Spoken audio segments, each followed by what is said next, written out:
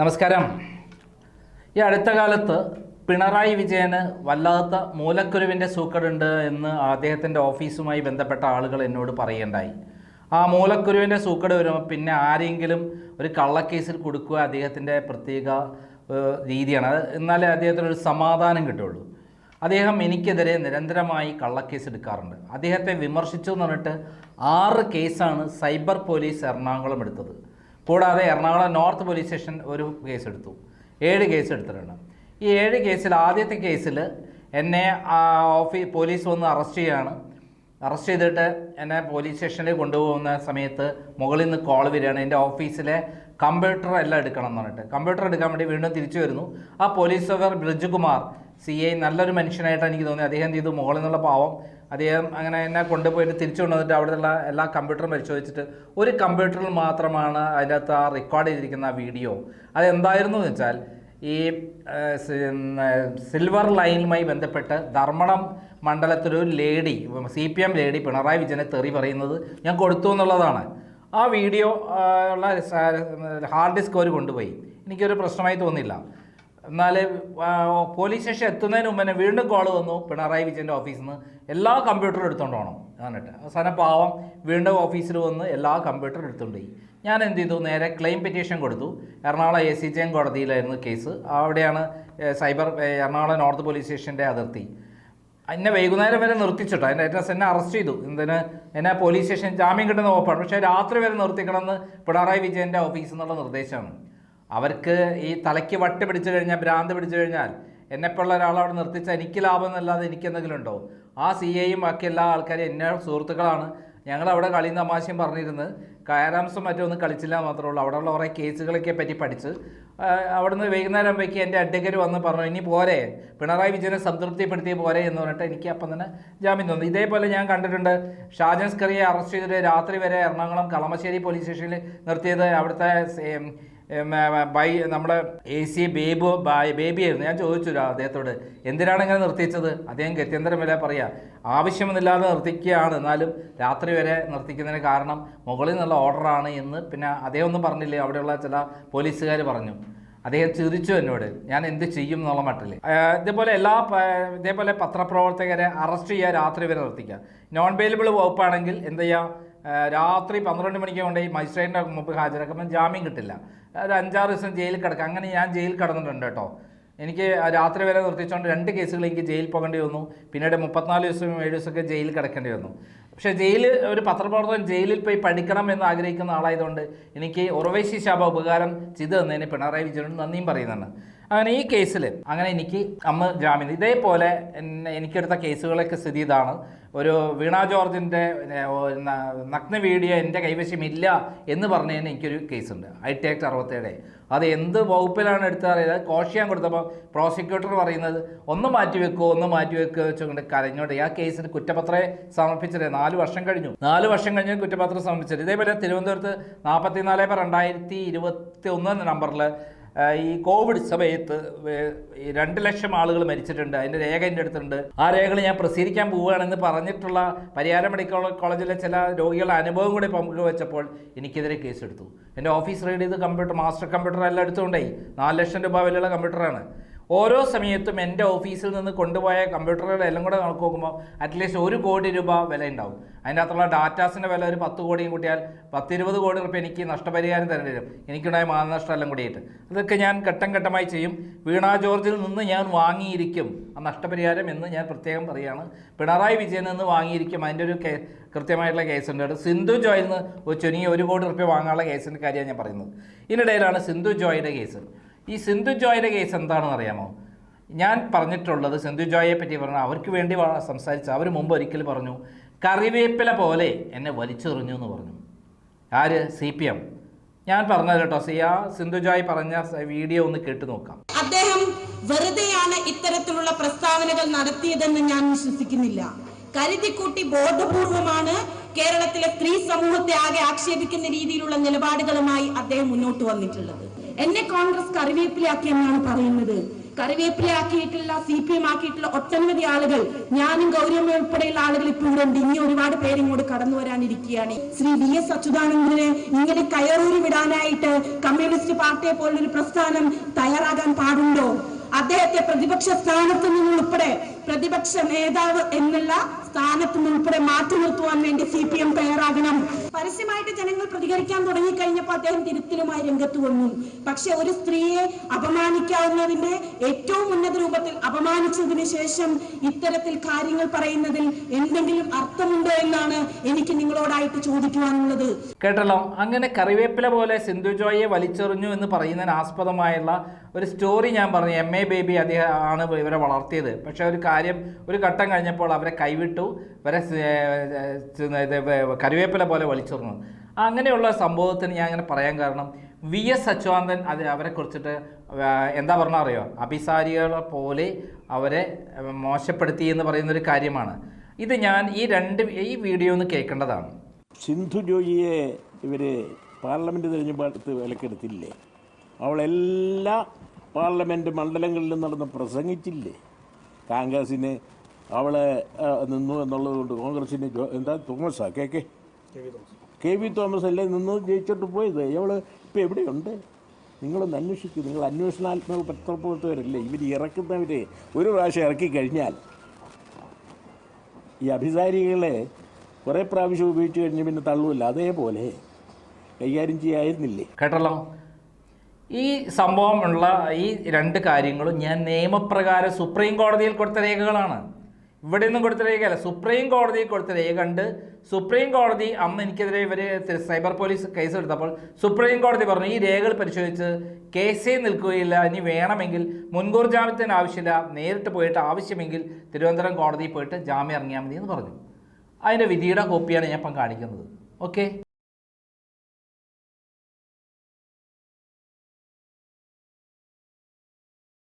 കണ്ടല്ലോ. ഈ വിധി പ്രകാരം അതിനകത്ത് കൃത്യമായി പറയുന്നുണ്ട്, ഈ നെസസിറ്റി ഉണ്ടെങ്കിൽ അവിടെ പോയി ജാമ്യം എടുത്താൽ മതിയെന്ന്. അത് കഴിഞ്ഞു. ഇത് ഞാൻ സുപ്രീം കോടതിയിലെ വിധി പ്രകാരവും തിരുവനന്തപുരം പോലീസ് സ്റ്റേഷനിൽ പോയിട്ട് ഞാൻ ഈ ഡോക്യുമെൻ്റ് ഹാജരാക്കിയ കാര്യങ്ങൾ, പോലീസ് ഞെട്ടിയ കാര്യങ്ങളും എല്ലാം വെച്ചിട്ട് ഞാനൊരു വീഡിയോ ചെയ്തിരുന്നു. ആ വീഡിയോയിൽ ചെയ്ത പ്രകാരം സിന്ധു ജോയിക്ക് അനുകൂലമായിട്ടാണ് ഞാൻ ചെയ്യുന്നതായിട്ടെല്ലാം. കാരണം അവരെ കറിവേപ്പില പോലെ വലിച്ചെറിഞ്ഞ് അവർ പറഞ്ഞ കാര്യം സത്യമാണെന്നാണ് ഞാൻ പറഞ്ഞത്. അത് പ്രസിദ്ധീകരിച്ചതിന് സിന്ധു ജോയിൻ്റെ ഒരു പരാതി, അവർ ഫോട്ടോ പ്രസിദ്ധീകരിച്ചു മറ്റേന്നൊക്കെ പറഞ്ഞിട്ടൊരു പരാതി. ആ പരാതിൻ്റെ അടിസ്ഥാനത്തിൽ ഞാൻ എന്ത് ചെയ്തു, ഒരു ദിവസം ഞാനത് പ്രസിദ്ധീകരിച്ച ഒരു ദിവസം രാത്രി 12 മണിക്ക് ഒരു പോലീസ് സംഘം സൈബർ പോലീസ് എൻ്റെ വീട്ടിലെത്തി. 12 മണിക്ക് എത്തിയപ്പോൾ ഞാൻ പറഞ്ഞു, ഇതൊന്ന് എനിക്ക് അവരെ കൂടെ പോകണം എന്നാണ് പറഞ്ഞത്. ഞാൻ പറഞ്ഞു വരാൻ പറ്റില്ല എന്നൊന്നും തീർത്ത് പറഞ്ഞു, വരാൻ പറ്റില്ല. എന്താണ് വരാൻ പറ്റാത്തത്? സുപ്രീം കോടതിയുടെ വിധിയുണ്ട്. ആ വിധി പ്രകാരം ഒരാളെ അറസ്റ്റ് ചെയ്യാൻ പറ്റില്ല. അങ്ങനെ നിയമപ്രകാരം 7 വർഷം വരെയുള്ള തടവ് ശിക്ഷയുള്ള വകുപ്പുകളിൽ ഉള്ള കുറ്റകൃത്യങ്ങളിൽ ആദ്യം എന്ത് കൊടുക്കണം?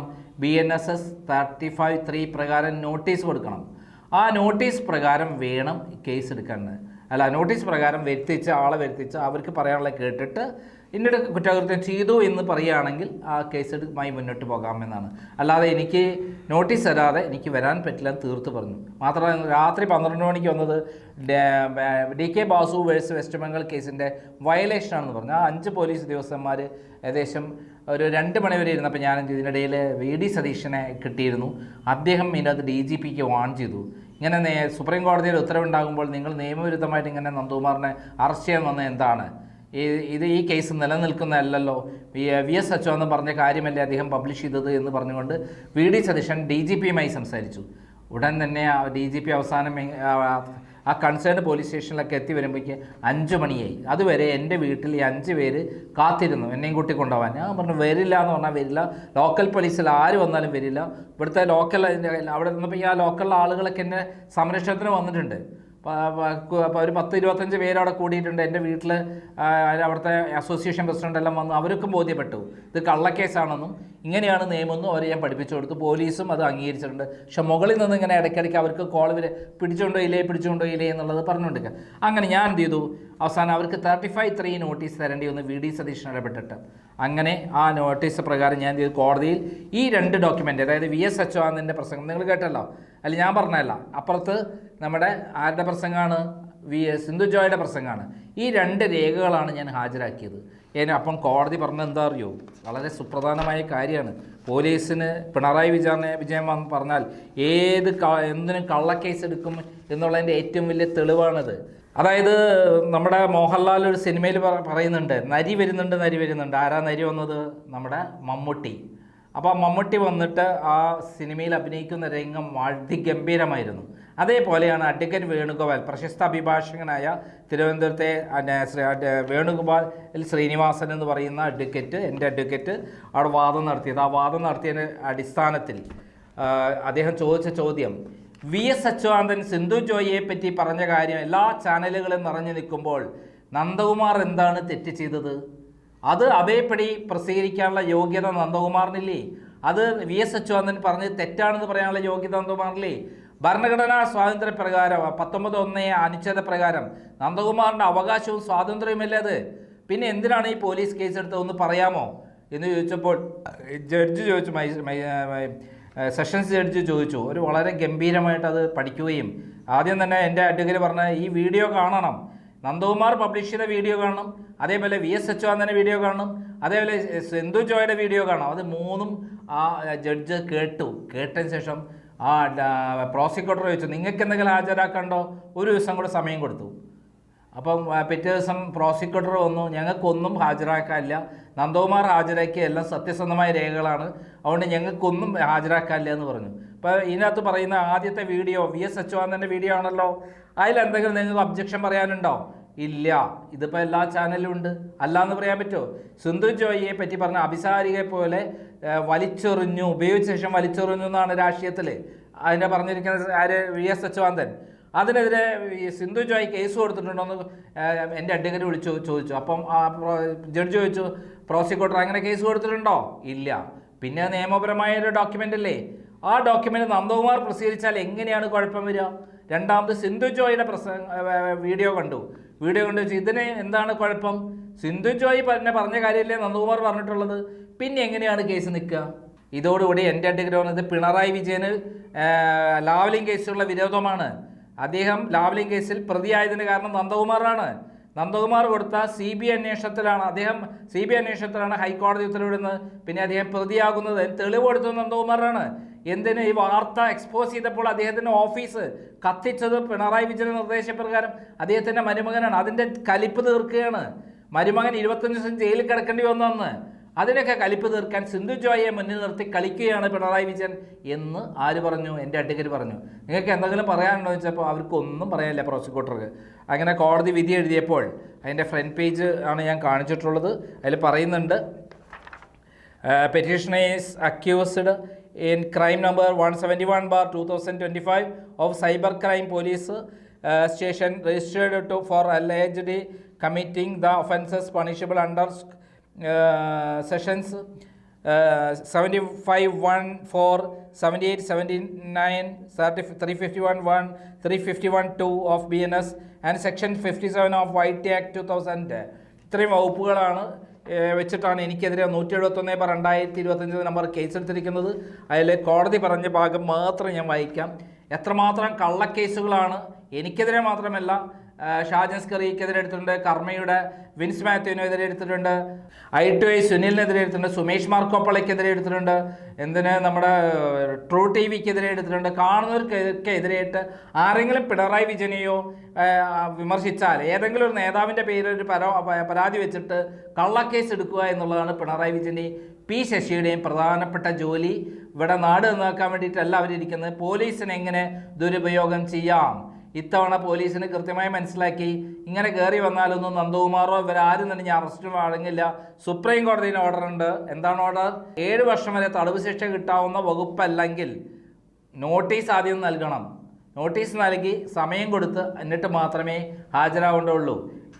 അപ്പോൾ ഇത് കേട്ടോളൂ. ഇതിന് 9ാം പേര് പറയുന്നു, on viewing the video uploaded by the petitioner it is evident that the petitioner was explaining how he had succeeded in a legal battle in a case registered in cyber police station by producing certain documents. അതായത് ഞാൻ ഒരു നിയമയുദ്ധത്തിൽ എനിക്കെതിരെ എടുത്ത കേസിൽ ഞാൻ എങ്ങനെയാണ് നിയമപരമായി വിജയിച്ചത് എന്ന് കൃത്യമായി പറയുകയാണ് ആ വീഡിയോയിലുള്ളത്.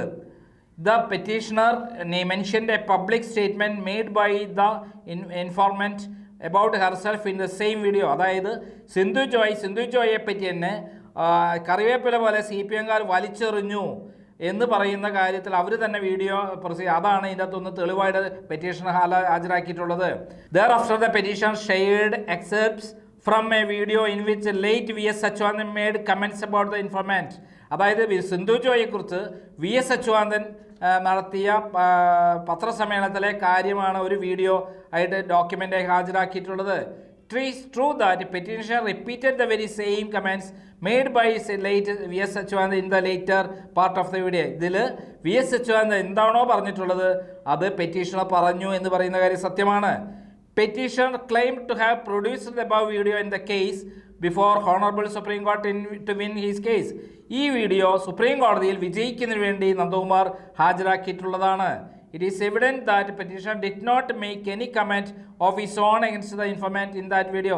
അതായത് നന്ദകുമാർ ഈ പറയുന്ന സിന്ധു ജോയെക്കുറിച്ച് മോശമായിട്ട് യാതൊരു കാര്യവും ആ വീഡിയോ ഞാൻ പറഞ്ഞ വീഡിയോയിൽ ഞാൻ പ്രസിദ്ധീകരിച്ച വീഡിയോ പറഞ്ഞിട്ടില്ല. There was no sexually colored remarks of his own made by the petitioner against the informant in the video. ഈ പറയുന്ന വീഡിയോയിൽ സെക്ഷലി കളേർഡ് ആയ അതായത് സിന്ധു ജോയെക്കുറിച്ച് വളരെ മോശമായ അശ്ലീലപരമായ സെക്സ്പരമായ ഒരു വാക്കുപോലും നന്ദകുമാർ പറഞ്ഞിട്ടില്ല. On viewing the video, it is evident that petitioner did not err in his own views about the informant or endorse the statement made by late V.S. Achuthandan about the informant in the disputed video. ഈ വീഡിയോയിൽ V.S. Achuthandan പറയുന്ന കാര്യമോ അല്ല അവർ സ്വന്തമായി പറയുന്ന കാര്യമോ അല്ലാതെ നന്ദകുമാറിൻ്റെതായ ഒരു കാര്യവും പറഞ്ഞിട്ടില്ല Sindhu ജോയെക്കുറിച്ചിട്ട്. The petitioner was only explaining how he had succeeded in a legal battle by reproducing the public statement of the informant and the aforesaid video in which late V.S. Achuthandan made comments about the informant.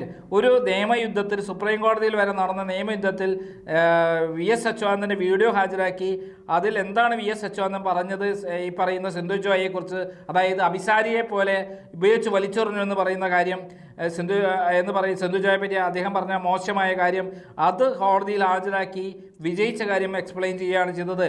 In the above factual backdrop of this case, this court is of definite opinion that the petition is entitled to anticipatory bail.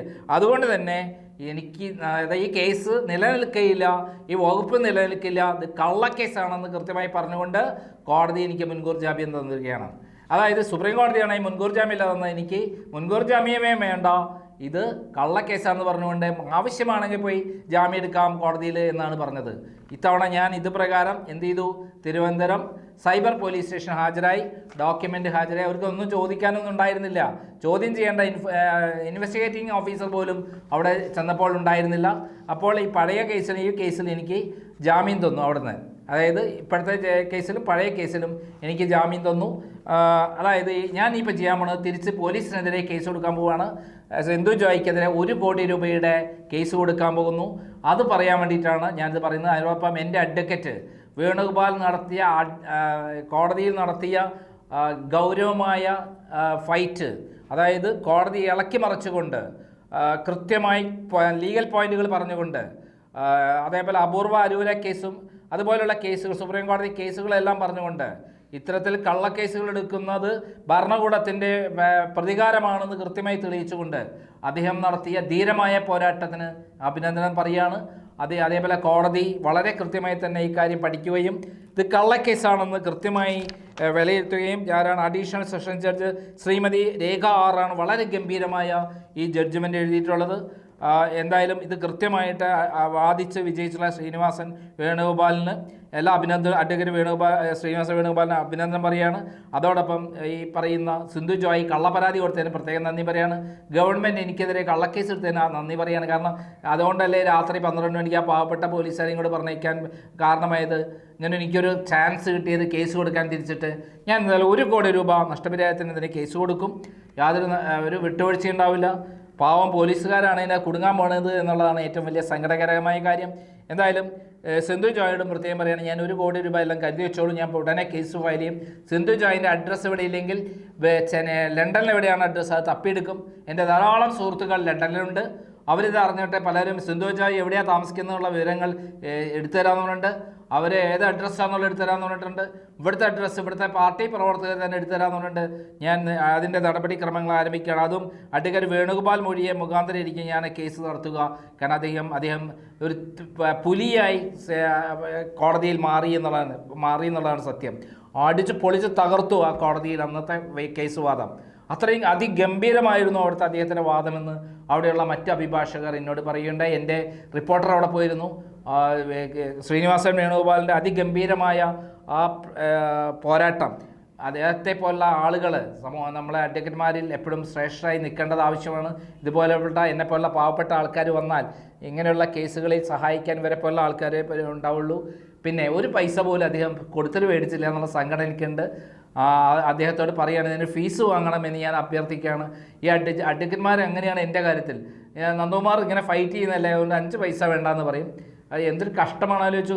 അദ്ദേഹം ഇത്രയും ഗംഭീരമായ വേറെ ഒരു ഞാൻ അറിയാത്തൊരു ആളാണ് പോയി നിൽക്കുന്നതെങ്കിൽ ശരിക്കും ഒരു 1 ലക്ഷം രൂപ അദ്ദേഹത്തിന് ഫീസ് കൊടുക്കേണ്ടി വരും.